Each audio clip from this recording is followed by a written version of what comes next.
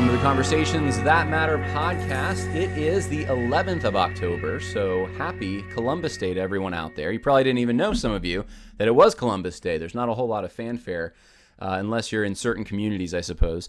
And growing up, Columbus Day was important and special in a way for me, not as much because of Columbus as much as because we got the day off school. And of course, my mom would talk a little bit about the significance of Christopher Columbus, which I'll get to in a minute, but we would go to further upstate in New York than we lived, and we would pick apples. That was the day we would do apple picking. It's the getting towards the peak of fall. Very pretty, depending on where you are. If you're in way upstate, in the Adirondacks especially, it's probably already past peak, but we wouldn't go quite that far. Today, where I live now in New York, it's actually the city, especially since COVID, since 9/11 and then COVID really made this much more prevalent, but city people have moved up. And a lot of people work in the city. They spend their weekends, though, in the Hudson Valley. And so the area that I live actually has a lot of orchards. But if you go there for apple picking these days, it's just, especially on a weekend, you probably just don't want to do it. It's going to be really expensive. And you're going for the experience. You're not going because it makes economical sense. When I was growing up, it did make economic sense. You could go and pick up drops, actually. The apples that are dropped from the trees, get a bag, and you would pay less. And it was an honor system. People, just kind of trusted each other, and here's a bag for drops, and it's going to be less expensive. But New York State Legislature, maybe a decade ago, made that illegal. You can't do that anymore. Can't pick up the drops. And why did they do that? I'm not exactly sure. It must have something to do with health concerns. I don't know. They probably did it in the name of health concerns, but it probably had nothing to do with health concerns. But anyway, we would pick up the drops. It would be, inexpensive. My mom would make apple pies. We would make applesauce. We would eat the apples, of course, out on the orchard. And usually it was a really nice family drive. We'd have a picnic or something. Those are my memories of Columbus Day growing up. There was nothing negative attached to it. There was nothing bad about it when I was a kid. And many of you probably have similar experiences if you're my age or older. Unfortunately, that's no longer the case, generally speaking at least, in the United States. Columbus Day, if it's talked about at all, it's usually, unless you're in like a strong Italian community, Columbus Day is a negative thing. If you're going to public school, Columbus is going to be talked about very negatively. And a lot of people now are celebrating Indigenous Persons Day instead of Columbus Day, because Columbus Day, that's just about white privilege, and really it seems to have focused now on, if you celebrate the coming of Christopher Columbus, basically you're celebrating the genocide of Native Americans, all tribes. It's really a very black and white narrative that's given, and the Columbus gets to bear the weight for just about all of it, and that's kind of unfortunate in my mind. And I don't want to defend everything Columbus ever said or did, But the whole point behind Columbus Day, and this is what I want to get into, is people used to have, I think, more of a providential kind of. And here's the thing. Let me back up 2 steps here. Let's talk a little bit about historiography real quick. So how we view the past, what kinds of tools of analysis do we use, what assumptions do we bring to the past when we're analyzing it. In fact, I'll turn this off. I'm going to read an article, but we don't need to see it yet. So going back in history, looking at times, figures, significant events, as soon as you denote something as significant, as soon as you say there's a sequence of events before it, a sequence of events after it, but this one stands out, we need to look at this one because there's something significant about it. As soon as you start engaging in that, you're letting a little bit of providence get into the door. Or if it's not providence, if it's not something that's focused on Christianity or a belief in God or a higher power or some design or some place we're going in history, at the very least, what you're saying is there's some kind of a narrative. There's something going on that makes this event significant. Why else would it be significant? What's the point? Why study history at all? Why study any person? Why study any event if there's not something important about it? Lessons we can learn from it, something that a great feat, a great contribution that has somehow influenced us in the present, a grand display of character, of innovation, of exploration, of bravery. There's something there's something significant that we come together as a community and say this is significant, and that's why we want our children to know about it. So we impart it to them, and in so doing, they gain hopefully character. They gain their own sense of innovation and exploration and bravery and all of that, and they also can draw inspiration from the past. They can look back. They can say, "There's someone else that exemplified this. I want to be like them in some way," knowing they're imperfect, knowing they're fallen, but knowing that, you know what, despite that, they were able to do something that is significant. Or even if they're a scoundrel, even if they're someone who's, we shouldn't look at favorably in any way, they did something. There was something they did that affects us today. And it affected our ancestors. It affected the people of that time period, and it's important to know about that. History repeats itself, or at least it rhymes with itself over time. And studying history is studying the stories of people. So I think having a providential outlook is somewhat inescapable. Now, I understand if you read my book, by the way, and you can get it at, you can go to ChristianityandSocialJustice.com if you want a copy of this, ChristianityandSocialJustice.com. I talk a little bit about the Whig interpretation of history, and I talk about basically how folks, social justice advocates, need to be very careful that they don't let their own understanding of we'll use providence for lack of a better term. They I don't know if they would, unless they're Christians in some flavor of Christianity, if they would want to use the term providence. But social justice activists, whether secular or in the church or wherever, they do have somewhat of an idea that history is there's a crescendo happening. We're moving towards something. And progressives generally, they look at the past and they just want to, it's kind of like a ladder you kick off. You got to the window, you got where you needed to go with the ladder, kick it off. We don't need the ladder anymore. We don't need that history stuff as much. Unless we can use it as a warning to look how bad the past was. We are so farther along. We're so much more evolved than our ancestors. I mean, we're just getting better. We have so far, you hear this all the time. We have a long, long way to go. We're almost there, or we'll get there someday. Maybe it'll be centuries from now. We have a long way to go, but keep pushing, because there's the light at the end of the tunnel, right? But you look back, and history is just the horrible place, a horrible country almost, that we had to kind of get through to get to where we are now. That's kind of how progressives look at history. Now, there is somewhat of a providential outlook to that, whether they believe in God or whether they believe there's some kind of an evolutionary design of some kind at play. Design's kind of inescapable in a way. You have to invoke it somewhere along the line. If you want to have any significance, if you want to say anything about anything, you have to have some reason to do it. So there is a sense in which where we came from is not something to draw inspiration from as much, unless there's some forward thinker that we can look to, like, hey, he really bucked the trend in that society or something. But in general, history is not something you draw inspiration from. It's something that you look back as just this horrible time, especially as it as it pertains to Western Europeans. They're just the worst of everyone, and of course that's a very Western European idea. It's the Europeans who are being ashamed of their own history. But the whole point is to look forward to look at this grand new day that's about to come. We're getting there. Keep pushing for equity, diversity, inclusion, and that's the goal. We're going to get there. That utopia is coming, right? So my only point in bringing this up is there is sort of a providential outlook, and people like Jamar Tisby and others, they what they do is when they look at history, they kind of flatten everything down to this ideological, it's all about power relationships, it's all about dismantling hierarchies, promoting equity, inclusion, diversity, somewhere along. That's what it's all about.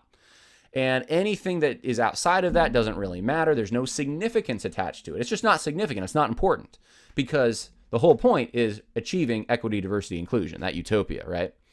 And that's really all there is anyway, is power relationships. And so when you look at history that way, it flattens it. You don't see other things. You're leaving out certain things. You're blowing certain things out of proportion. Sometimes you're even lying. You're just fabricating things to support a narrative, because what matters is the narrative, because the narrative is the engine by which you get to the next point. That's what you need. You need to vilify the past in order to show that it was this horrible place. It wasn't what we're shooting for. We're shooting for something different. Don't try to go backward now, right? That's progressives. That's how they think. And there is a design behind that. There is a certain element of providence that we're and that's probably not, like I said, the best word to use, but I don't really know what word to use. They do have this kind of idea that we're just getting better, and we got a long way to go, but we're going to get there. Now, Christians believe man's evil, man's depraved, man has sin, and evil comes from within the heart of man, and there's certainly a lot of evil in history. But they also believe we're made in the image of God, and God has a certain design on this universe, and that design centers on him ultimately. History is, and you've heard this probably before, is his story, right? History is something that God is doing, and he reveals some things to us in the pages of Scripture, but there's some things that he unrolls kind of his plan for us as history unfolds. We see kind of where he's, in his providence, where he is directing everything. And we know eventually there's going to be a consummation. Now, no matter what eschatological stripe you believe, whether you're premillennial, postmillennial, amillennial, whatever the case may be, there's going to be a time when Christ reigns. And history is heading towards this time. It doesn't necessarily mean that everything, even if you're postmillennial, it doesn't necessarily mean things are just going to get better, and better. Because we know from history, there's dips in there, right? So we don't know exactly where we are. We know we're in the last days. We've been in those days since Christ, since Christ's first coming and his return. So we know that we're in this already, not yet. We're going towards something. In the meantime, God's directing his purposes on this earth. He's bringing things about that he wants to have happen. And so we believe in a certain sense of providence. Now, some historians will take that, and they'll take it to an extent where the United States can almost parallels Israel. Like we're this shining city on a hill, to take a borrow from the Puritans.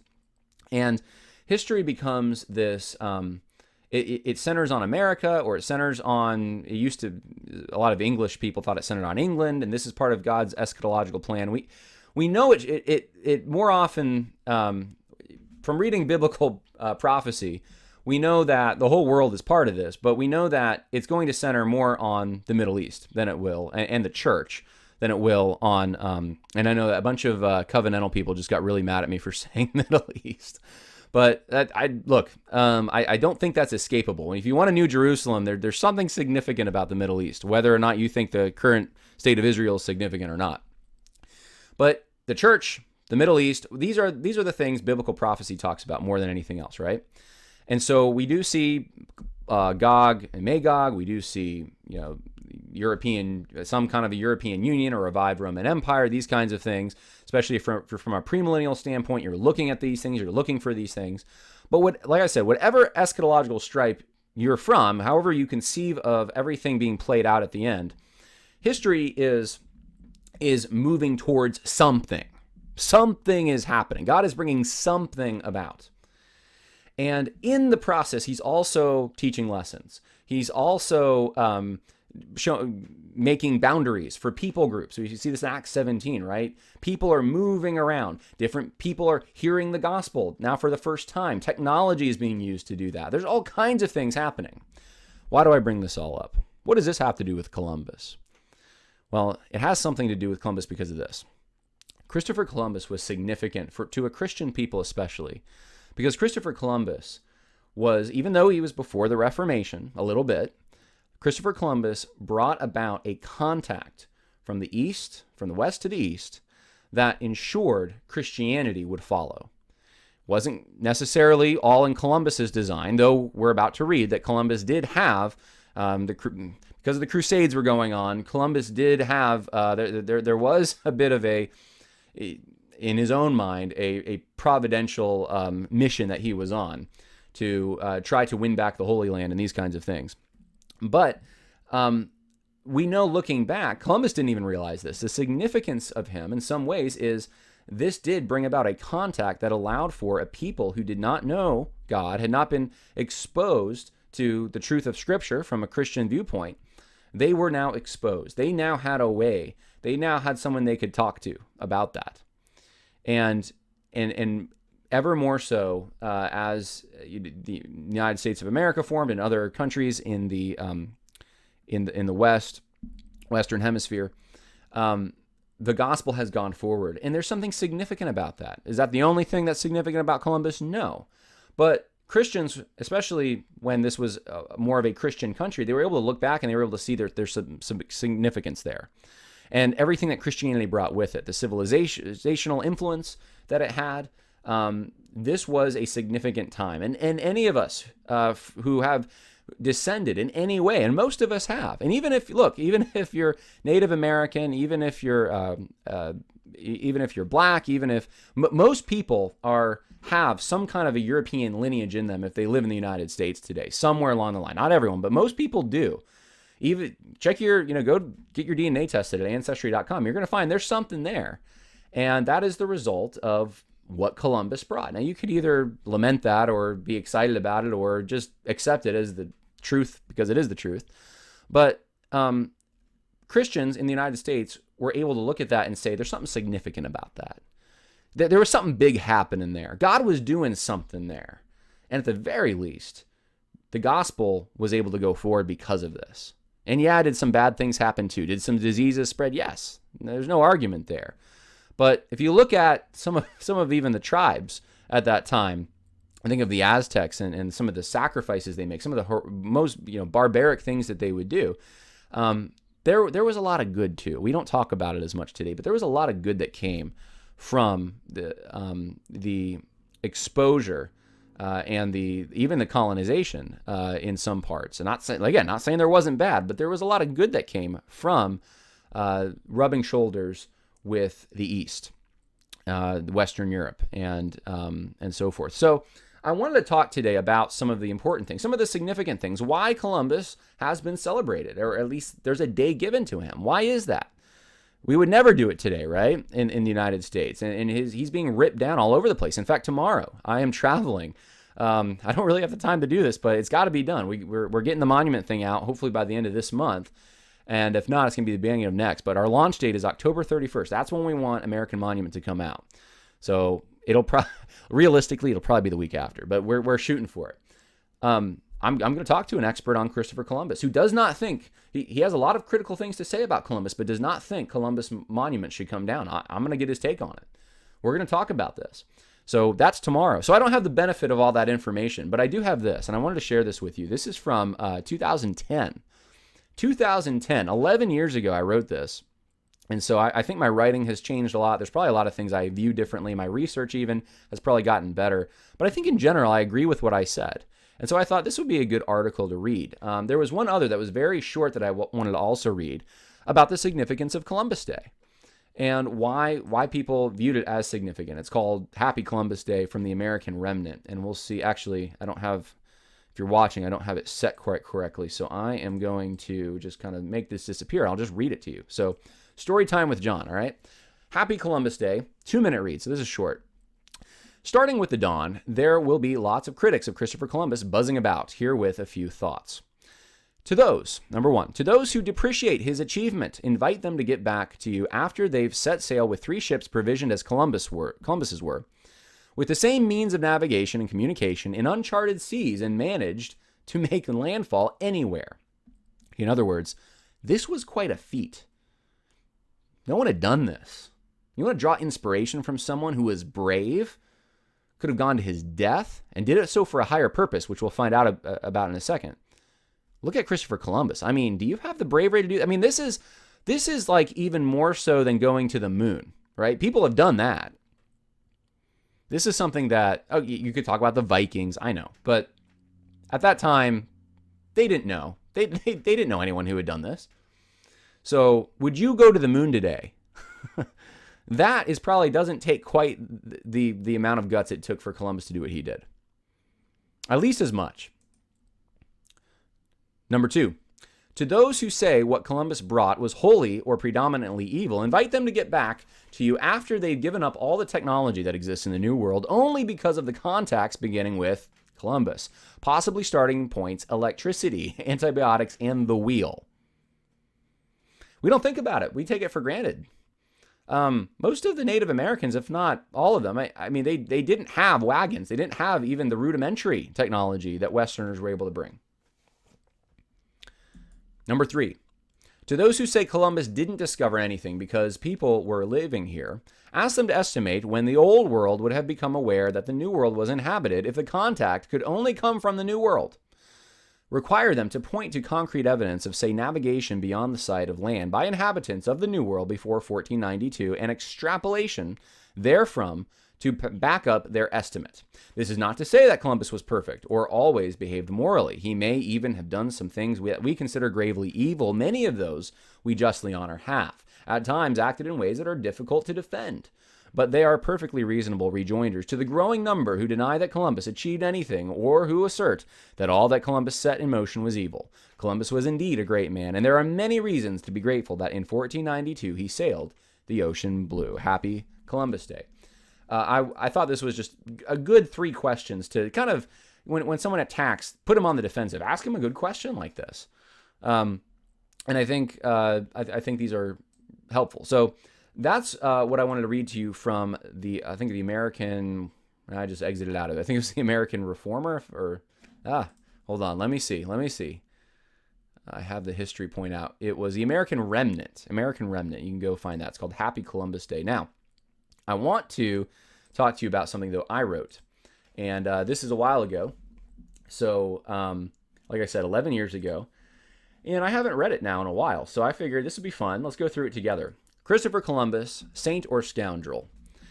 And you can find this at worldviewconversation.com/Christopher-Columbus/.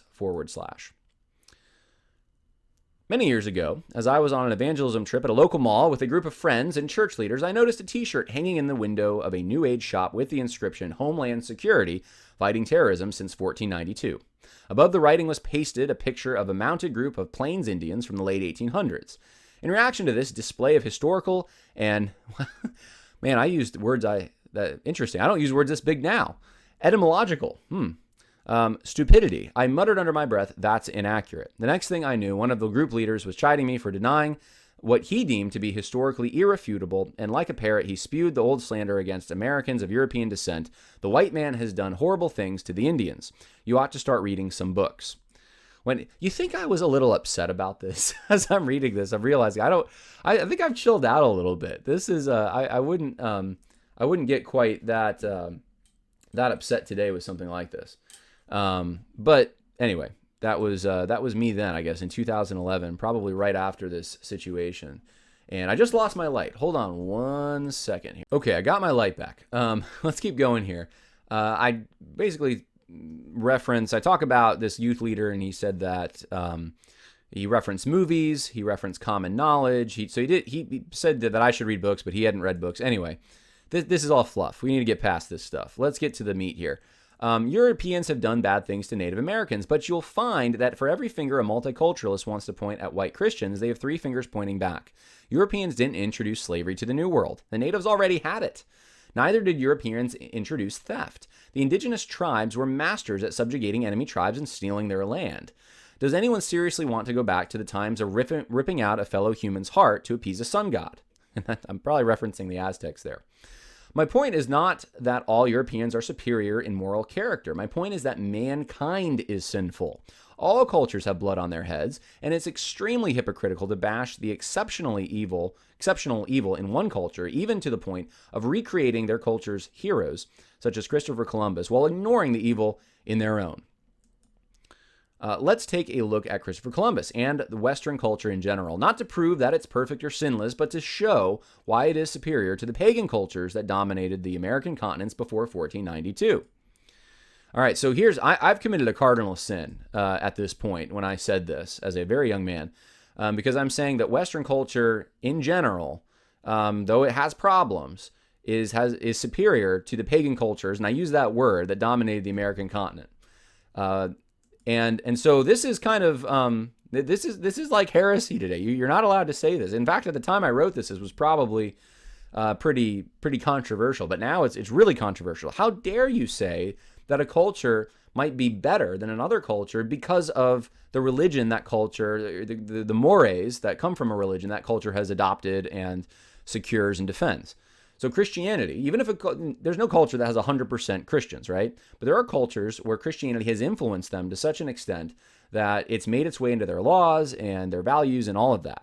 And that is superior. And as a Christian, this is the thing I don't understand. As a Christian, how do you not believe that? You have to believe that. Otherwise, what's the point then? If Christianity there's nothing morally superior about Christianity than, let's say, any other animist religion out there, then why, how is Christianity true? Why follow Christianity? If it's the true religion, it should be good. It should have the right ethics. And when those are applied, it should bring about better results than animistic religions. This is kind of inescapable if you just believe Christianity. What God says about his own law, what the authors of Scripture say about the law of God. If that's even remotely applied, even a little bit, it's better than not having it at all, not applying it at all. Okay, first, a small comment on the t-shirt. Okay, we're getting past this. I'm not talking about this t-shirt. I was really upset, I guess, as a young man about this t-shirt. I guess I would have been. Yeah, I was a very young man at this time. I was very upset about this t-shirt. And I think I was more upset with probably someone who told me I didn't know what I was talking about. Anyway, we're getting past this.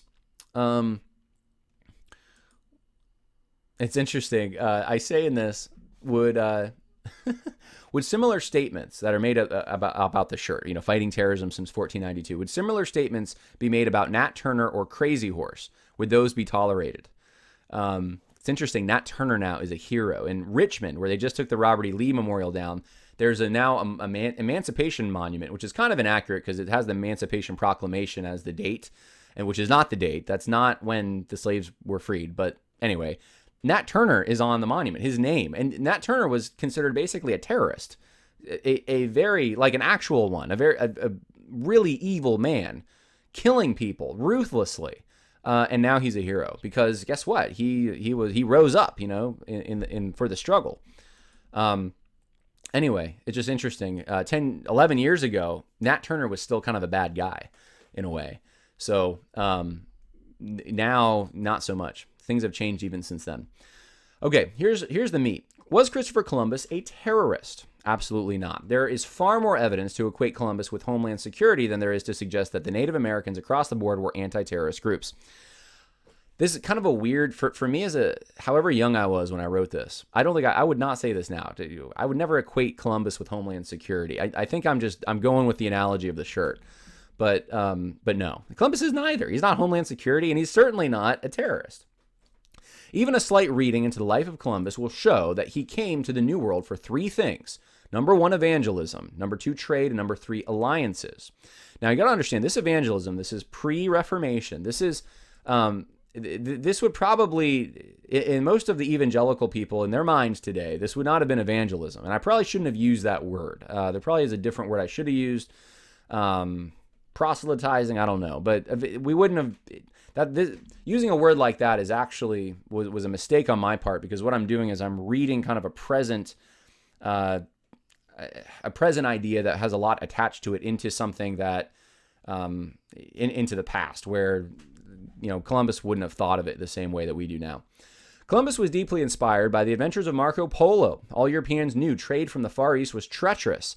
If a European wanted silk, he or she would have to finance a trip around either the Horn of Africa or a voyage through Islamic lands. Remember, the Crusades were still going on at that point, and Catholic Islamic relations were hostile. Columbus wanted to make wealth for the church by trading with the Far East and thereby finance a final crusade to once and for all end Islamic terrorism.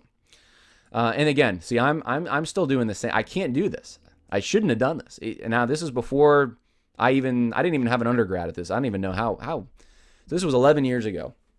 So I would have been 21 years old, I guess. But yeah, I wouldn't have everything. I'm agreeing with everything I said at that point, except I wouldn't be talking about it in those terms, terrorism necessarily. It's a word that we use today. It has a specific meaning. And I could say there's similarities to, Muslims that have been trying to take over territory have been, I guess you could use that word. They've been, there is that a thread that runs through history that is very similar. Muslims have been doing, the aggressive ones have been jihadists, we'll say, were doing what they were doing then, and it's the same thing that many of them are doing now. Just look at what just happened in Afghanistan and some of the things that have happened in the fallout to that. Sadly, we're still reaping the consequences of this shortcoming. So this is in a book called Christopher Columbus the Catholic. What is not commonly known is that the growing power of the followers of Muhammad had closed the normal pathway from Europe to the Orient in God's providence. There's that word again. This is what occasioned the search for another way to the Indies. Most historians claim that this was the dominant motive for Columbus going west, so that the wealth of the East might be found. The Book of Prophecies, written by Columbus, shows the opposite. Commercial interests were certainly prominent in the minds of others, but Columbus had deeper spiritual interests at heart. It was surely part of the God's mysterious design that Columbus should have planted the true faith in the New World at the time that Islam was overrunning Africa, the Near East, and was being driven out of Southern Europe. So, proselytizing. There was a goal in his mind that this is part of God's plan. He wants to save the world. Now, in Columbus's idea, that was the Roman Catholic Church at that time. He wants everyone to be part of this true church. So I'm going to help make that happen. I'm going to go to the New World and make that happen. And of course, what Columbus didn't realize is that a Reformation was about to happen. And not only would it be Catholics, but it would be Protestants also coming to the New World. Columbus was also hoping to convert the Far East to Christianity through evangelism and thereby gain allies by which to resist the Islamic jihad. In a letter to the Pope, Alexander VI, he said, "I trust that by God's help, I may spread the holy name and gospel of Jesus Christ as widely as possible." I referenced David Barton here. I probably wouldn't be doing that now either as much. David, well, I'm not going to go down that rabbit trail right now, but David Barton thinks very highly of Christopher Columbus. So there's that. I referenced that 11 years ago. Like I said, I don't think I'd be referencing that now, but let's keep going here. When Columbus first set foot in the West Indies, he actually thought he had made it to the Far East, as evidenced by the fact that some people still call Native Americans Indians. The question is, why would Columbus steal from and subjugate people he wanted to trade an alliance with? The question is, he didn't. Despite the Hollywood actors and actresses, what they'd have you believe is evidenced by this year's Reconsider Columbus Day campaign. So this was happening for a while. This was 11 years ago. There was a Reconsider Columbus Day campaign with all these Hollywood actors and actresses got together to say, don't do this. Don't celebrate Columbus. The ugly truth is the great explorer never participated in the actions of the conquistadors. Tommy DeSeno sheds some light on, in this article, the truth about Christopher Columbus. DeSeno introduces us to the source of the confusion, named Francisco de Bobadilla, who lied about Columbus in order to gain the job as governor of Hispaniola. In 1500, the Queen and Queen sent him to North America to investigate claims that Columbus wasn't being fair to the European settlers, which means Columbus was protecting the Indians. So de Bobadilla,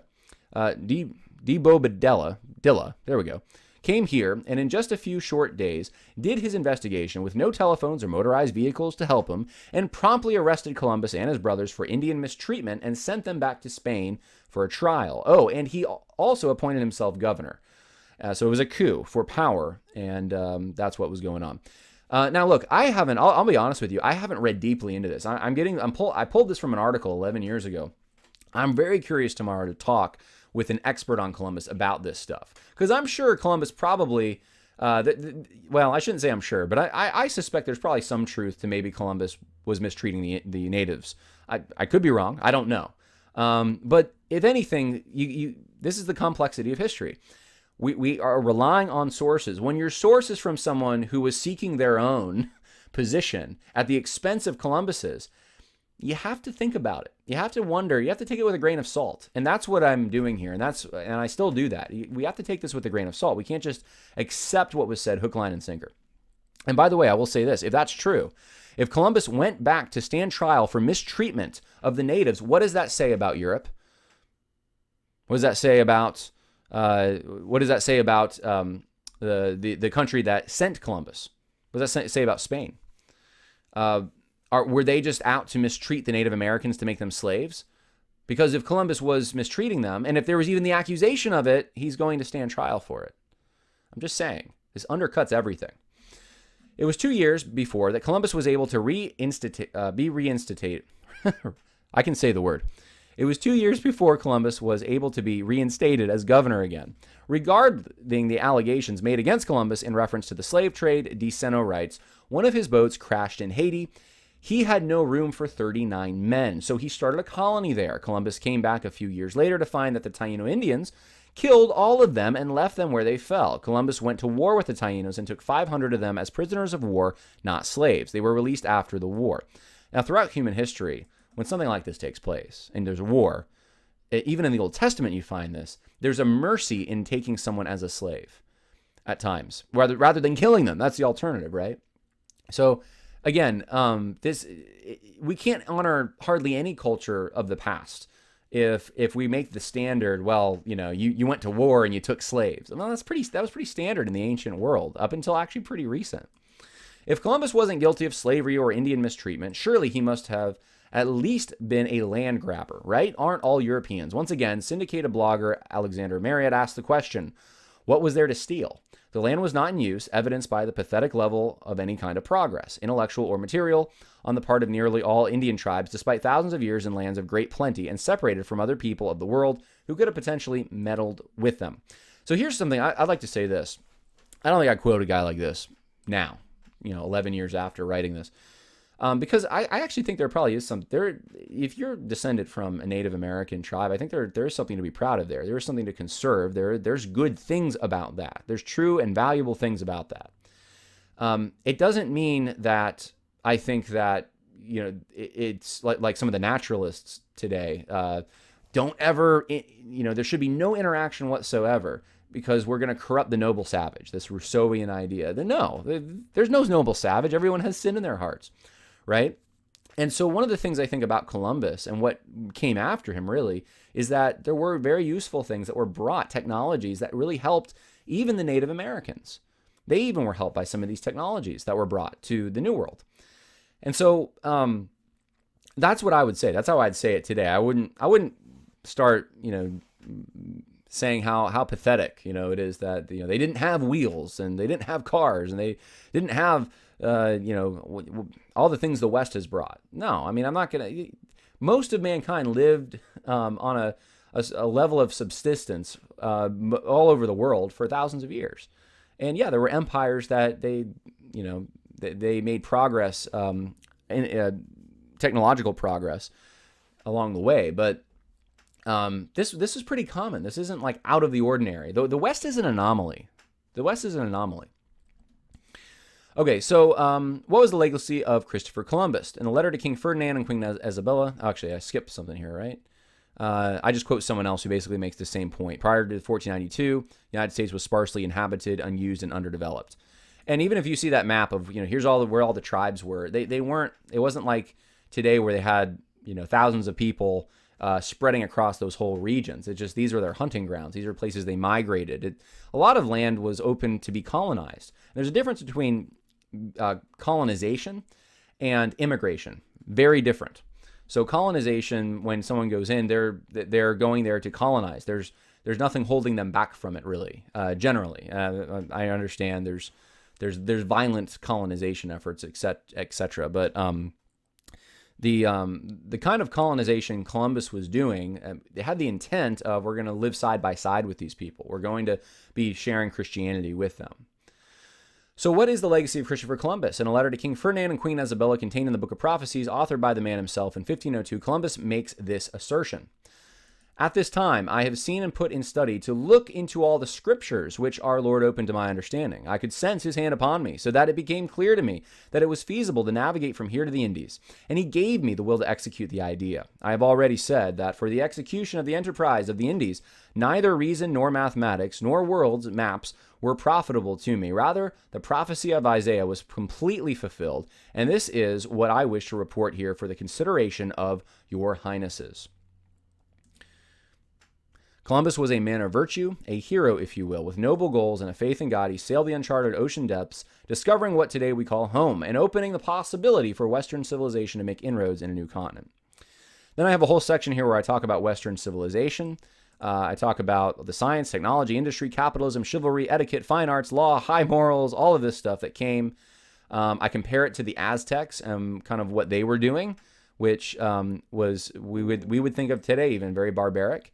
And there were times in which the Europeans abandoned the civilized standards that they should have known in dealing with the natives. And the problem wasn't that those Europeans had too much civilization. The problem was they had too little. So I defend Western civilization. So there you go. There is my assessment from 11 years ago of Christopher Columbus, with me making several alterations today, because I don't write quite the same way. I probably wouldn't have included all the same things. But all that to say, Christopher Columbus is someone that we can look back to and draw inspiration from his bravery, his exploration, to some extent his motivation.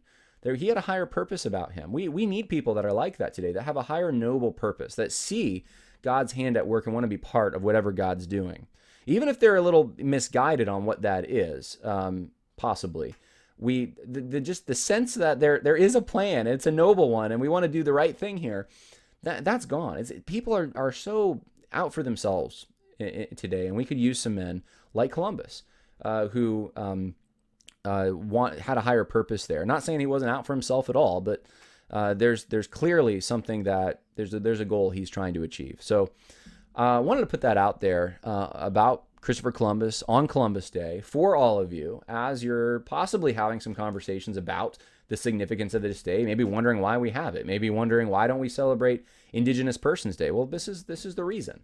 There wasn't an Indigenous Persons Day before Columbus Day. That's a fairly new, and maybe you can have one, but on another day. This is Columbus Day. So that's my 2 cents on Christopher Columbus. And whatever you're doing today, whether it's apple picking or, I don't know, whatever you do on Columbus Day, I hope you're having a good time. I hope you're enjoying the beauty around you. It's a beautiful day where I am. God bless. More coming later this week. I might not have a podcast tomorrow. I'm going to be on the road just about all day, except for the interview that I'm doing with an expert on Columbus. I'm going to find out. I'm going to find out if I was right on some of this stuff. But I think I was. So God bless. More coming. Bye now.